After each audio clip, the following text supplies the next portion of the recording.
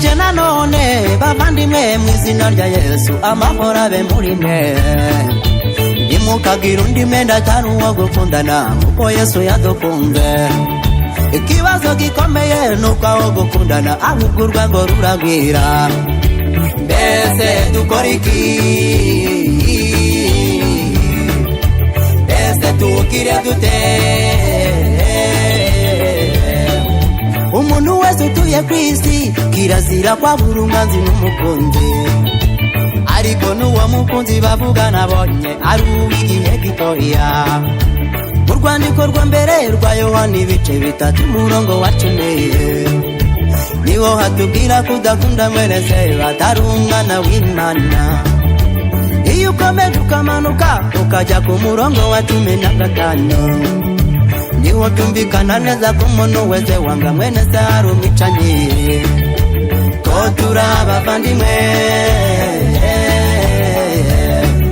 turangana dupiki nanje ndimubemera ko ibi biti biba kuri Satani ariko umenye ko dushuka kubikora uyu munsi ejo tukazabizira umenye ko hagati ya Satani n'umuntu harimo inziga ikomeye icyo gituma ahora kubita agatoki ku kandi ashaka ko turimbuka numukurikire Satani aragushuka ni mubi ntugera mu mwijima akabona araguconjomera abe numukurikire Satani aragushuka ntugera mu mwijima akabona araguconjomera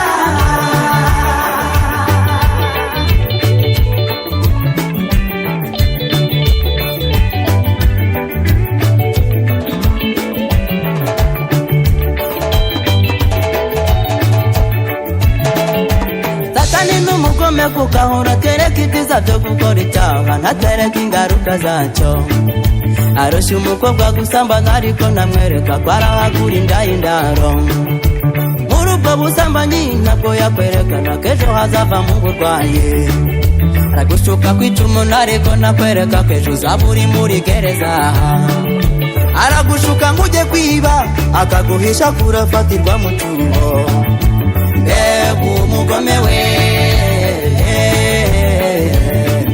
Satani ntamuhagira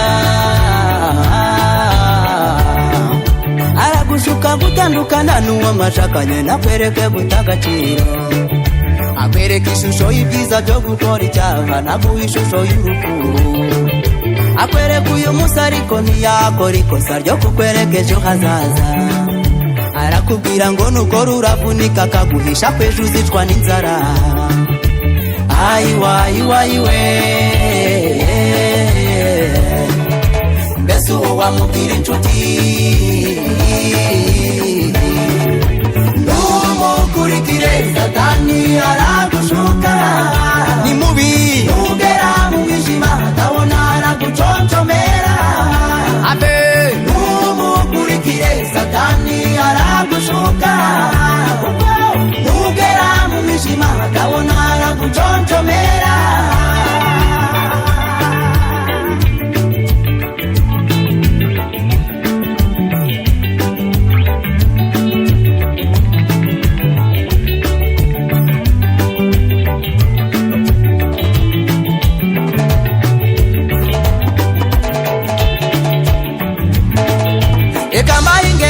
zigaragaza ko umugambi wa Satani ari uwo kutwica no kuturimbura yohereje Delila kwa Samusoni birangirira kugashinyaguro n'uburetwa yashoreje ku rupfu rwe n'abamushinyaguriraga bose barazima yohereza umuntu gucisha uburozi akamuhisha kwabo yicaza basangayo mbese ubumba bw'iriki ko turangaye atumara abagambaniye Danieli barapfuye ntihasigara n'uwabari mururo urwango yashyize muri Hamani rwatumye hakamo n'inzira karengane yashyize ikinyoma muri Ananiya na Safira nta n'umwe muri bo warokotse yoheje Amunoni gufata Tamari ku ngufu uwo nguwo nawe yarapfuye you masata tumara we habe habe umukurikire satani aragushuka ni mubi ugera mwijima ndabona araguconjomera habe umukurikire satani aragushuka ugera mwijima ndabona araguconjomera arukiraho umukurikire satani aragushuka namwecani ugera mwijima ndabona araguconjomera habe habe habe habe habe habe garukiraho ugera mwijima ndabona araguconjomera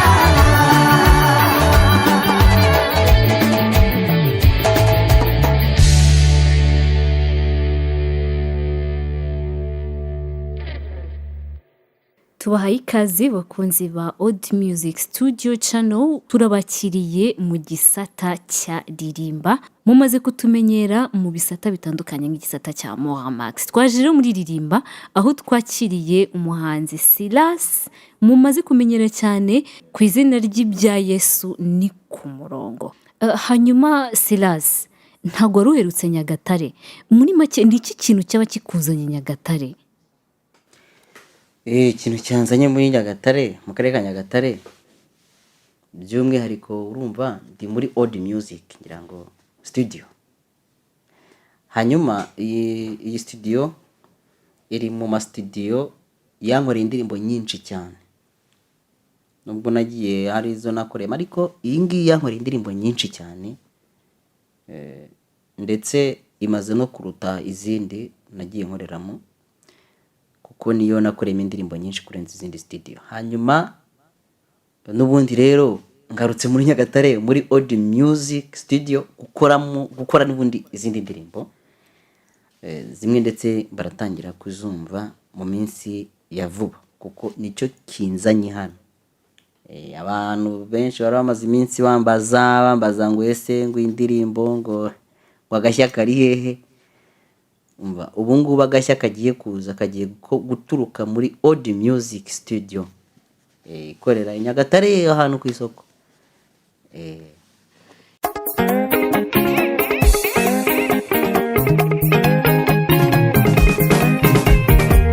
Nyuma yo kumara igihe kitari gito itegereze iyi si n'ibiyirimo amaganya n'agahinda biyirimo ibyiza n'ibibi byose biyirimo ibibazo n'ibisubizo binyuranamo icyo nicyo gitumye nanga ubu butumwa mvuga nti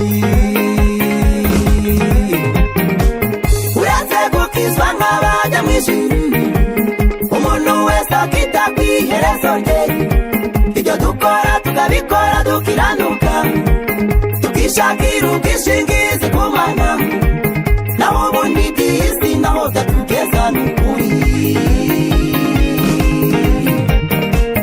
uretse gukizwa nk'abajya mu ijuru umuntu wese akita ku iherezo rye ibyo dukora tukabikora dukiranuka tukishakira ubwishingizi ku Mana naho ubundi by'isi naho byatugeza n'ukuri.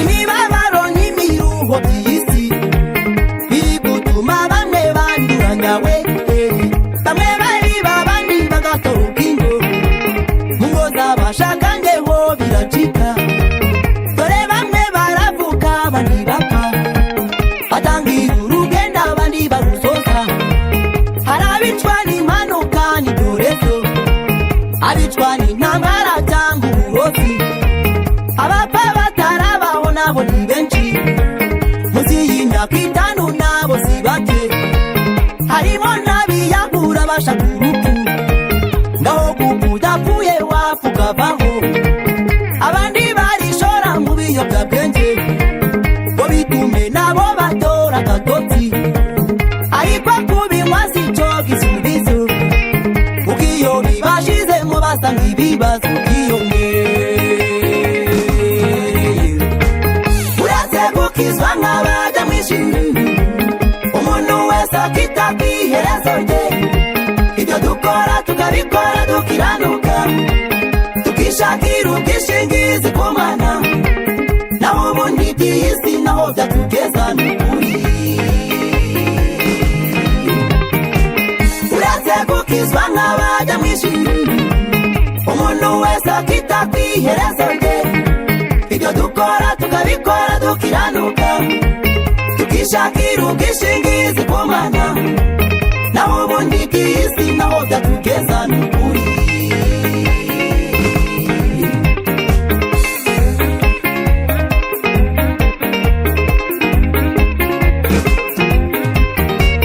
wowe si isi uyirebye ubona iki iyo urebye hirya no hino ubona iki ntacyo wakora cyatuma wemeza abandi iyo uri muremure bakwita gasongo iyo uri mugufi ngure cyane ubutaka iyo utari nyangufu uburiza kayo iyo uri munini ngo dore uko kingana waba mutungura kuwa n'umuyaga iyo uri inzobe nguri gatuku cyangwa kazungu waba uri igikaranguza n'inkoni iteka urakena ngo ukize ntabakubwira waba ukize ngo wabikuye ikuzimu kugira neza nabyo byajemo agatotsi ugize icyaguhesha aragutaranga uwari inshuti y'umuntu niwe mwanzi we uwishimye uyu munsi ejo bababaye uwagaye n'utagaye bararira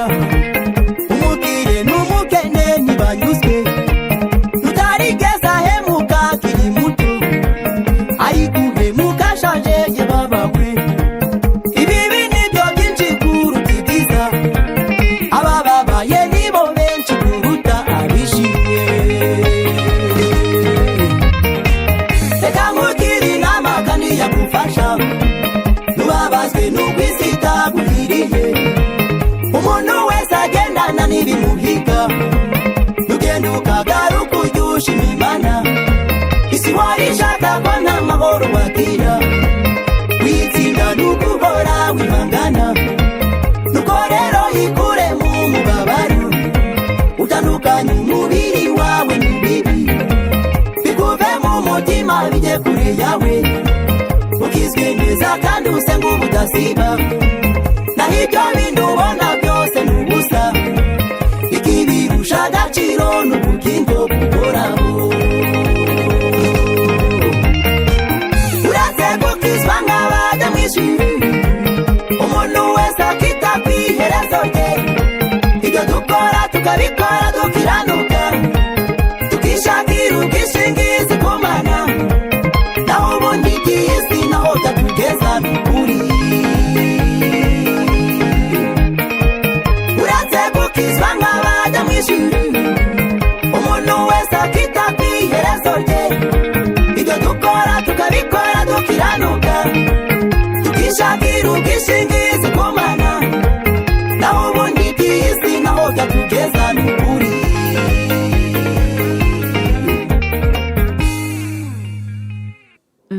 nibyo koko iby'isi ntaho byatugeza. Ni iyihe nama ushobora kubwira cyangwa se kugira abanyamuziki by'umwihariko abakora injyana ya gospel? Ni iki wababwira nk'umuntu ufite aho yavuye ndetse akaba afite n'aho ageze aka kanya, akaba afite n'izindi ntumbero mu hazaza? abanyamuziki ba gospel nyarwanda irimo ibibazo byinshi Satani yarayihagurukiye, ariko icyo nabasaba ni ugukomera kandi no kwirinda kuko umuntu atirinze bya ibibazo bikomeye cyane. Hanyuma kandi nkaba nabagira inama yo kwavansa no gukomeza icyo umwanzi ashaka ntukimwemerere. Ni ukuvuga ngo icyo Satani ashaka wowe ntuba ari cyo ukora. Ni icyo ngicyo ngira ngo. Kandi noneho mwumvise ubutumwa nahoze ntanga cyangwa se natanze, ubutumwa ndi gutanga bwo muri ziriya ndirimbo yitwa uretse gukizwa n'iriya yitwa ntumukurikire. Nashaka kubwira abantu bose muri rusange banteze amatwi, Satani nubwo adushuka ariko ntacyo yatumarira tumaze kumwemerera gukora ibyacu dushakaho. Ubwo atwereka ibyiza byo gukora ikibi, byiza byo gukora icyaha, ariko hirya hari iyo duhuye n'ingaruka z'icyaha nta kintu atumarira. Bivuze ngo rero tugomba kwirinda, ntabwo tugomba kwemera ibyo Satani adushakaho, kuko turi ikinyuranyo na Satani. Ibyo Satani ashaka ntabwo ari byo twebwe dushaka, nk'uko iby'Imana ishaka atari byo Satani ashaka. Reka tugushimire Bwana Silas. Njyewe nari Khadija Niyonkuru, mumenyereye cyane mu biganiro bya Mora Max. Mukomeze kugira ibihe byiza, mukore like, share, subscribe ndetse na comment. Ibihe byiza.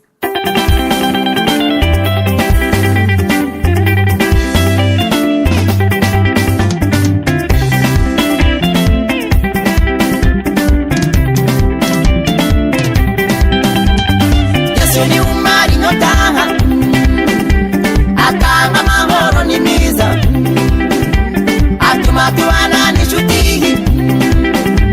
ngo zacu gasa nk'ari sawa. Yesu ni umari nyotaha, atanga amahoro n'imiza, atuma tubana n'inshuti, ngo zacu gasa nk'ari sawa. Ibiyobyabwenge bikabije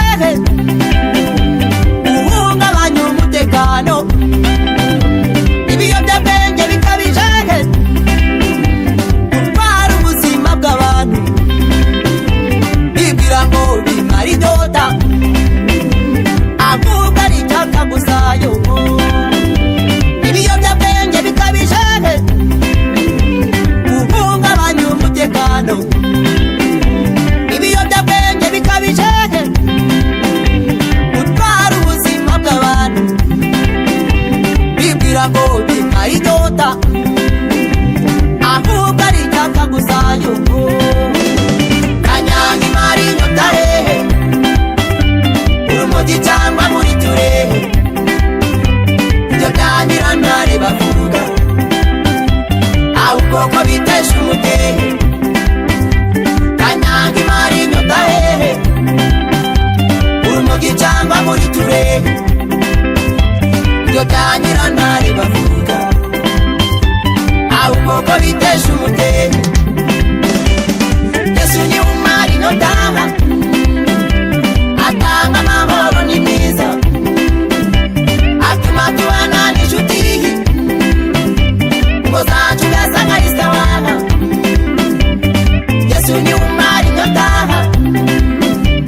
atanga amahoro n'imiza, atuma tubana n'inshuti, ngo zacu gasa nk'ari sawa.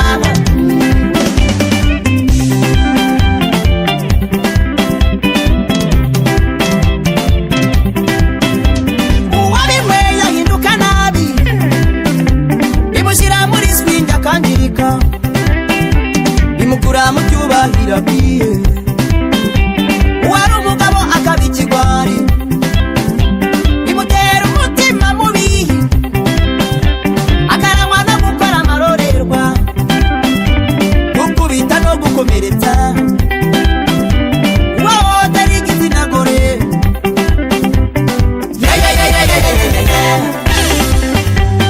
Uwabinyweye bisimbikangwa, ntakinatinya gusha inyamaswa, ntatinya kwica ntakiza bye.